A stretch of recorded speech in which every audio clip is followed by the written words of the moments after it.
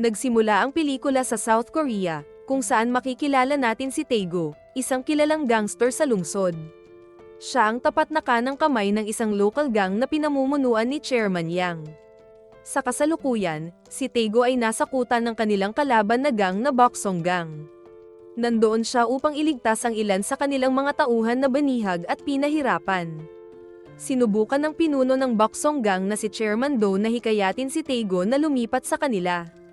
Inalok niya si Taego ng pwesto sa Boksong Gang, ang pinakamalaking criminal organization sa South Korea. Ngunit si Taego ay isang lalaking may prinsipyo. Siya ay ginagalang, kinatatakutan, at lubos na tapat kay Mr. Yang at sa kanyang grupo.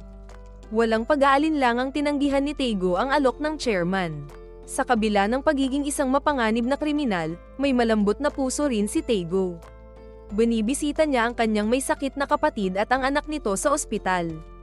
Kapag kasama sila, nawawala ang kanyang pagiging brusko at nagiging isang mapagmahal na kamag-anak lamang. Pagkahatid niya sa kanyang pamilya pabalik sa kotse, kinausap niya ang doktor ng kanyang kapatid. Sinabi nito na mabilis na kumakalat ang sakit ng kanyang kapatid at kung wala itong makukuhang donor sa madaling panahon ay hindi na ito magtatagal. Habang pilit na tinatanggap ang masakit na impormasyong ito, nakatanggap ng tawag si Taego. Naaksidente ang kotseng sinasakyan ng kanyang kapatid. Nagmadali siya sa lugar ng pinangyarihan, ngunit huli na ang lahat. Kapwa nasawi ang kanyang kapatid at pamangkin sa banggaan. Walang nagawa si Taego kundi ang maupo sa kalsada, habang nababasa sa mga patak ng ulan. Sa burol, dumating ang boss ni Taego na si Chairman Yang para magpahayag ng kanyang pakikiramay sa trahedya. Maya-maya lang ay biglang nagpakawala ito ng isang mabigat na revelasyon. Sinabi niya kay Taego na ang boss ng Boksong Gang na si Chairman Do ang nasa likod ng aksidente. Ayon kay Chairman Yang, malamang na ang target talaga nila ay ang kotse ni Taego dahil tinanggihan niya ang kanilang alok, at hindi nila alam na ang pamilya niya ang nasa loob. Dahil sa matinding pighati, humingi ng pahintulot si Taego na gumanti at patayin si Chairman Do. Agad namang pumayag ang chairman. Sinundan ni Taego si Chairman Do sa isang spa, isang lugar kung saan mahigpit na ipinagbabawal ang armas dahil lahat ay nakahubad. Sinabi ni Chairman Do kay Taego na labis siyang nalulungkot sa nangyari sa pamilya nito, at idiniin na walang sino man sa mundo ng mga kriminal ang nambibiktima ng mga kapamilya. Sinabi pa niya na naglunsad na siya ng investigasyon para mahanap ang mga taong responsable sa pagpaslang sa kapatid at pamangkin ni Taego. Tahimik lang na nakikinig si Taego. Pagkatapos ay naglabas siya ng kutsilyo na nakatago sa loob ng isang timba ng langis. Gamit ang nakatagong patalim na iyon, una niyang itinumba ang ilan sa mga tauhan ng Boksong Gang bago niya tuluyang pinatay si Chairman Do. Tumakas siya mula sa pinangyarihan ng krimen. Nakipagkita si Chairman Yang kay Taego sa airport at pinuri siya dahil sa kanyang matapang na pagpaslang sa chairman ng Boksong Gang. Binigyan niya si Taego ng isang bag na puno ng pera at bagong ID. Kailangang magtago ni Taego sa Jeju Island hanggang sa humupa ang gulo. Nangako ang chairman na sa loob ng isang linggo ay ipapadala si Taego sa Russia. Doon ay hindi na siya mahahanap pa ng mga pulis o ng Boksong Gang. Nagpasalamat ang boss sa kanyang walang hanggang katapatan at sakripisyo. Sumakay si Taego sa eroplano at umalis. Pagdating sa Jeju Island, sinundo si Taego ng isang babaeng nagngangalang Jaeyon. Hinatid siya nito sa bahay kung saan siya nakatira kasama ang kanyang tiyuhin na si Kuto. Ginagamit ni Kuto ang kanyang garahe bilang pwesto sa pagbebenta ng mga ilegal na armas. Sa hapunan ng gabing iyon, naramdaman agad ni Taego ang pagsusungit ni Jaeyon. Ayaw nito sa pagiging gangster niya at tahasan siyang sinabihan na umalis agad hanggat maaari. Kinabukasan, nakita ni Taego ang ibang bahagi ng pagkatao ni Jaeyon. Maaga siyang nag-eensayo araw-araw kaya napakahusay niyang humawak ng baril at asintado sa paggamit nito. Sa lungsod naman, simple lang ang plano ni Chairman Yang. Gagamitin ang ginawa ni Taego para patayin ang iba pang mga pinuno ng Boksong Gang upang sakupin ang buong lungsod. Dahil wala si Taego para lumaban, nilamon lang ng dambuhalang Boksong Gang ang grupo ni Chairman Yang. Marami sa kanyang mga tauhan ang napatay o malubhang nasugatan. Pagkatapos, isang mas matinding balita ang bumulaga kay Chairman Yang. Buhay pa pala si Chairman Do. Malubha siyang nasugatan sa pananaksak ni Taego at kasalukuyang nakikipaglaban para sa kanyang buhay sa ICU. Ilang saglit pa, Nakatanggap ang chairman ng tawag mula kay Chief Ma, ang pangalawa sa pinakamataas na pinuno ng Boksong Gang. Nangako si Chief Ma na papatayin niya si Taego at ang bawat huling miyembro ng grupo ni Chairman Yang dahil sa pangahas na pag-atake sa kanila nang walang sapat na dahilan. Paralisado sa takot ang chairman. May libu-libong miyembro ang Boksong Gang. Wala doon si Taego kaya walang laban ang grupo nila. Samantala sa Jeju Island, napansin ni Taego na biglang nawalan ng malay si Jaehyun sa loob ng kotse. Agad siyang tinurukan ni Kuto ng gamot at inutusan si Taego na itakbo siya sa ospital. Habang nakakonfine si Jaehyun, isiniwalat ni Kuto ang isang masakit na katotohanan. May brain tumor si Jaehyun at ayon sa mga doktor, mayroon na lamang siyang 1 o 2 buwan para mabuhay. Inamin ni Kuto na nagpupuslit siya ng mga baril para makalikom ng pera para madala si Jaehyun sa Amerika para magpagamot. Itinatago lang niya si Taego para sa pera. Sa lungsod naman, upang isalba ang sarili niyang buhay, nakipagkita si Chairman Yang kay Captain Park, isang makapangyarihan at corrupt na opisyal ng pulisya na siyang may kontrol sa mafia ng lungsod. Inayos ni Park ang isang pagkikita kasama si Chief Ma. Agad na hiniling ni Chief Ma ang kamatayan ni Chairman Yang, ngunit namagitan si Captain Park. Nagbabala siya na malapit na ang eleksyon at dapat nang itigil ang madugong gyera ng mga gang. Nagbigay ng kondisyon si Captain Park. Kailangang isuko ni Chairman Yang si Taego na sumaksak kay Chairman Do, kapalit ng pangako ni Chief Ma na ititigil na ang gulo at titiyaking mananatiling ligtas ang buhay ni Chairman Yang. Matapos ang mahabang pag-aalinlangan, pumayag si Chief Ma at nabuo ang kasunduan. Sa ospital, nagkamalay na si Jaehyun at piniling lumabas kahit labag sa payo ng doktor. Ipinagmaneho siya ni Taego pauwi, ngunit nagpumilit ang dalaga na huminto muna para mananghalian. Ang dati tahimik na si Jaehyun ay nagsimulang magbukas ng loob kay Taego. Marami na siyang kinukwento at malakas nang uminom ng alak. Habang pauwi at nakatulog sa kalasingan si Jaehyun, nakatanggap si Taego ng tawag mula kay Chairman Yang. Sinabi ng boss na lalong lumalala ang gyera ng mga gang at plano niyang tumakas patungong Russia kasama si Taego. Inutusan niya si Taego na makipagkita sa kanya sa airport kinabukasan para sabay silang makalipad palabas ng South Korea. Samantala sa loob ng garahe ng bahay ng tiyuhin ni Jaehyun, habang namimili ng sandata ang mga kawatan ay sinaksak ng leader nila si Kuto. Nagawa nitong manlaban sa mga kawatan gamit ang nakatagong baril. Maya-maya lang ay dumating si Taego. Nang makarinig siya ng putok ay naalerto siya sa katabing sasakyan. Inunahan niya ang lalaking sakay nito ngunit pinaputokan agad sila ng kasama nito. Mabuti na lang at asintado si Jaehyun na napatay agad ang gunman. Ngunit isang gunman na nasa labas ang nakipagsabayan ng putok kay Kuto kaya parehas silang bumulagta. Nagmadaling pumasok si Jaehyun. Habang naghihingalo si Kuto ay nagtangka ang isang tauhan na patayin si Jaehyun. Mabuti na lang at nasa likod si Taego na binihag ang leader. Nang makilala ng leader si Taego ay sinubukan nitong kumawala. Di akalain ng mga tauhan ng sindikato na isa-isa silang bubulagta sa husay ni Jaehyun sa paghawak ng baril.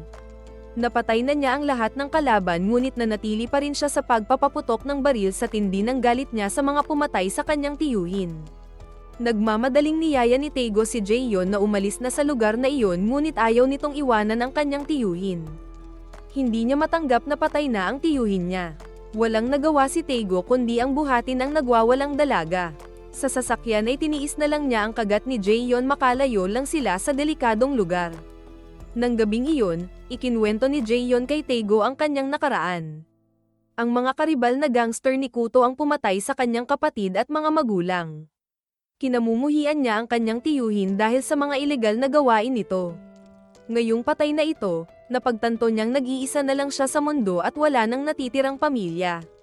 Matapos ang pag-uusap na iyon, naging malapit na magkaibigan sina Jaehyun at Taego. Pag-uwi nila sa tinutuluyan ay sinabihan ni Jaehyun si Taego na tabihan siya sa kama. Hindi na siya magtatagal sa mundo kaya kung may mangyari man sa kanila ay okay lang sa kanya. Gayunpaman, napahiya siya sa binata nang sabihin nito na hindi siya ang tipo niyang babae. Kinabukasan ay maghapon silang magkasama. Hinimok siya ni Taego na sulitin ang bawat natitirang sandali at mamuhay ng may kagalakan sa puso. Sa gitna ng kanilang paglilibat sa isla, naging makabuluhan ang kanilang oras sa pagbabahagi ng kani-kanilang mga pinagdaanan. Inamin ni Jaeyon na hindi pa siya nakakapaglabas ng loob ng ganito sa kahit kanino noon. Habang papaalis na si Taego papuntang airport, pinigilan siya ni Jaeyon dahil nararamdaman nitong nasa panganib ang kanyang buhay. Siniguro ni Taego na ligtas siya dahil kasama naman niya ang kanyang amo na si Chairman Yang at nangakong babalik din agad. Sumakay siya sa kotse at umalis. Sa airport, nakatanggap si Taego ng tawag mula sa isa sa kanyang pinakatapat na tauhan na nasa ospital. Ibinunyag ng lalaki na ipinagkanulunan ni Chairman Yang si Taego at ang kanyang mga tapat na kaalyado upang maprotektahan ang sariling kapakanan. Sa gitna ng pag-amin, dumating ang miyembro ng Boksong Gang at binugbog ang tauhan niya.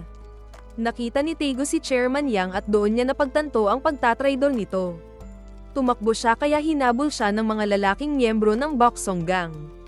Nilabanan niya ang bawat miyembro na gusto siyang pigilan. Marami man ang humahabol sa kanya sa paligid ay nagawa niyang matakasan ang mga ito.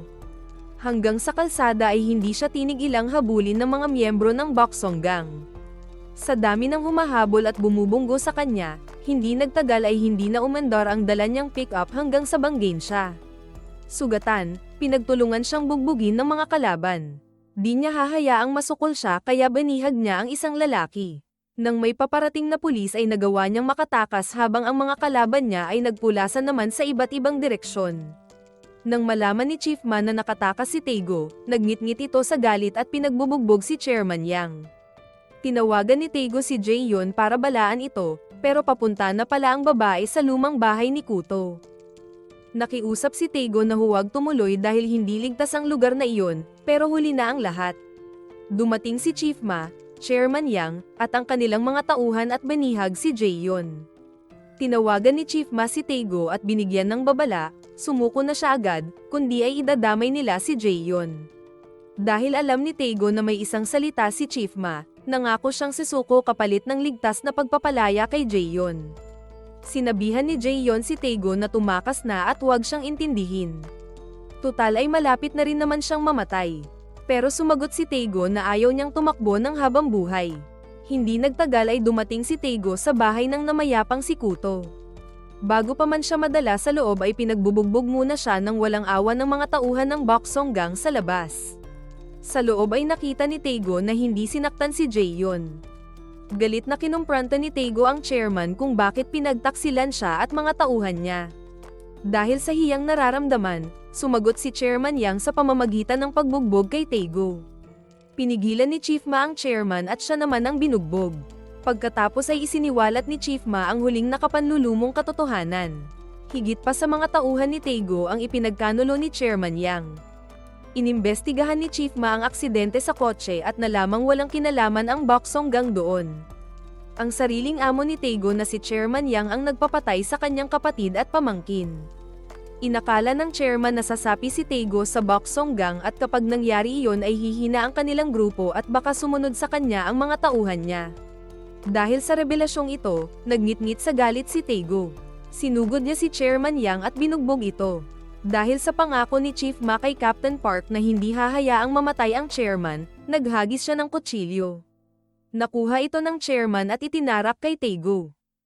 Kahit malubha na ang sugat, hindi binitawan ni Taego ang taksil na chairman.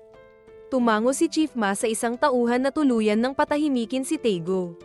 Di pa rin ito tinigilan ng boss kaya sa huli ay si Chief Ma na ang tumapos sa buhay ni Taego.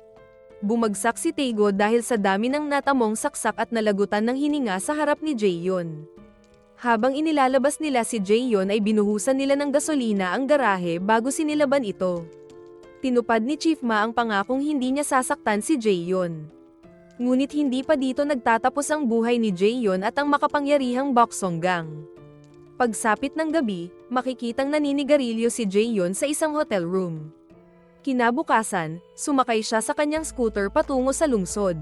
Dumating siya sa isang seafood restaurant kung saan nag-aalmusal si Chief Ma, si Chairman Yang, at ang kanilang mga tauhan. Nakilala ng isang miyembro ng gang si Jaeyon, binastos siya nito, at pinilit siya nitong samahan sila sa pagkain. Mahina hong inilabas ni Jaeyon ang kanyang baril at binaril ang lalaki. Tapos ay isa-isa niyang pinagbabaril ang mga miyembro ng gang hanggang sa maipon ang mga bangkay sa sahig. Nagmamadaling lumabas si Chief Ma, gulat na gulat sa tapang at husay ni Jaeyon sa pagbaril. Paulit-ulit siyang binaril ni Jaeyon hanggang sa malagutan siya ng hininga. Agad niyang sinunod si Chairman Yang at kasama nito na nagtatago sa kabilang silid. Sa tindi ng kanyang galit ay inubos niya ang bala ng baril sa dalawa. Pagkatapos nito ay nagmaneho siya papunta sa dalampasigan habang nakikinig ng musika. Habang inaalala si Taego, itinutok niya ang baril sa kanyang ulo. Bago pa man siya malapitan ng mga awtoridad, isang matalim na putok ng baril ang bumasag sa katahimikan ng paligid.